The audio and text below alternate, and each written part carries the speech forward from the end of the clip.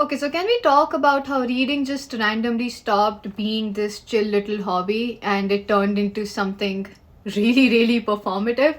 Like, I swear, one day we were crying over fictional characters like normal people, and the next day it was suddenly like, wait, does your bookshelf match your personality quiz results online? What? Since when did wanting to read start requiring vintage mugs and fairy lights? Like, babe, I am pretty sure the last time I read an insane plot twist, I was wearing sweatpants from like 3 years ago, and these ones specifically. For context, this is what my bookshelf, if you can even call it that, looks like. First of all, it's not. I got this on Walmart and I made it by hand. It's just books shoved in here everywhere. Okay, and then you have a look at this. There's like randomly books just assigned there and just all over. So when I look online and I see these really beautiful and organized bookshelves, I'm like, am I doing something wrong? What is going on? It's like reading is not reading anymore. It's an aesthetic. It's an aesthetic, and that is what I want to talk about. Remember when reading used to be messy with like dog-eared pages and cracked spines and half-finished books shoved into backpacks, and sometimes it would collect dust because you would get engrossed with some other book or something like that. It's now it's just like, did you even read the book if you didn't post it online with ethereal background and like soft music? Why do you have three candles lit around a book that you haven't even started reading with a cup of tea that you are not going to drink? Why is it so performative? I am not going to hear any critics say a word about. I know these are book talk books. I don't care. I love them. I think they're amazing. I love Holly Black. And this is what I did to this poor book. I mean, I don't know what's happening to it, but it's gone. Like, this is the most lived in book ever, and because I loved it, because I've read it 2 times, and this is how you should treat your books. Like, this is how you show love. This is how you show that you actually like them. This is what I'm doing to Brandon Sanderson now. I like this book a lot, by the way. I've gotten a little slow, but I like this book. But you know what I mean, right? Like, there's all of these TBR piles that look like they come with a lighting contract and all these color coordinated shelves. So I'm just wondering, at what point did people start thinking that in order to be a reader, they need to have, the hardcover edition or the sprayed edges or the collector's edition, the holographic edition, or the version that only existed on a Tuesday at 3 p.m.? Like, are you collecting books or Pokemon cards? Because no shade to Pokemon cards, I like them actually. But because if this entire thing is just about aesthetics, then where does the story fit in? And then where does the joy go? The worst thing is, I have actually you can't make this up.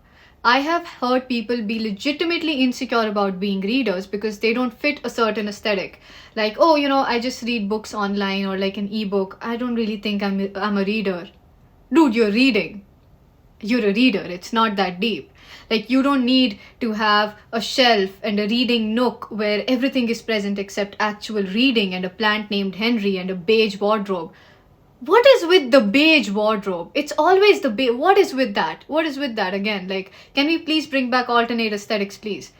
That's a story for another day. But you don't need all of that to be a reader. If you read, you're a reader. It is not that complicated. It's never been that complicated. BookTok has somehow managed to make reading look clean and curated and flawless. But reading is not an aesthetic. It is chaotic. It is emotional. It is uncomfortable. You're supposed to gasp at a page and then flip a little too fast. You're supposed to spill coffee on chapter 12. You're supposed to accidentally ruin the spine. That is the charm. But now, if your book is not completely pristine, someone in the comments is going to be like, oh my god, you cracked the spine. Yes, sweetheart, I cracked the spine because I read it. What do you want from me? Here's what's happening. So BookTok did not just make reading an aesthetic. It made it capitalism heavy. Because now publishers are catching on and they're realizing that people are buying these based on aesthetics. So they're pumping out these new covers, like new reprints and these special collectors bundles and stuff. All of these faster than authors can actually write new stories. And half of these books just sit there untouched, like expensive set pieces or like decor. And you know what? I love a pretty cover as much as the next girl. Personally, I think this is a very ugly cover. What is going on here? What is that? I don't like it. I think it's ugly. But the story, that is more important. And when the story is what starts becoming less important, and then we have a problem. Capitalism 1, readers 0. So yeah, Book Talk made reading cool again, and for that I am actually grateful. But what I don't like is that it also made it a brand, a vibe, a marketing angle, a lifestyle aesthetic. And honestly, I miss the chaos. If my book looks like it's been through war, good, I actually prefer it that way. I miss the imperfections, and I think we need to bring that reading culture back. You can read online, on your phone, or on an ebook. That still counts. You're still a reader, even if you don't fit the aesthetic. You can thrift your books. I don't care. You still fit the aesthetic. Actually, I would love if I had someone that exchanged books with me, and then we both could just write our opinions about certain passages in the margins. That would be so fun. So if someone is interested in doing that with me, let me know. And I also have a Discord server for writers and other creatives. I will put a link to that in the description. Make sure to check it out. What do you guys think about this video? What do you guys think about book talk culture affecting reading culture in general?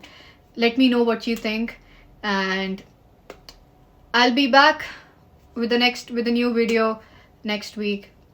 Till then, yeah, I'm just gonna end it. I'm really bad at outros.